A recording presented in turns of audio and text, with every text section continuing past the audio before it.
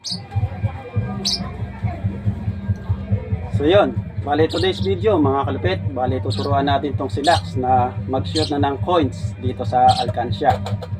So unang step natin, syempre kailangan pumikap po muna siya ng coins. So yan po yung first step natin, get, come, then dapat dinadala sa atin yung pera. So madali na hong maturuan ng ating alagang ibon pag pumipick up na po ng coins.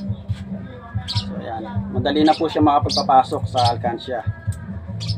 So yan. So let's go. Bali ito yung coins.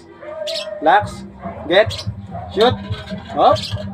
So yan, bali normal lang yan sa mga baguhan na tinuturuan nating ibon. So yan. Yun o.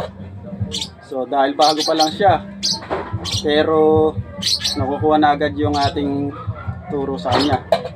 So yan o, matalino talaga ito si Lax. Yes. So yun o, nakuha agad. So yun yung maganda kay Lax, na mabilis makapick up. Yun o, marunong na agad.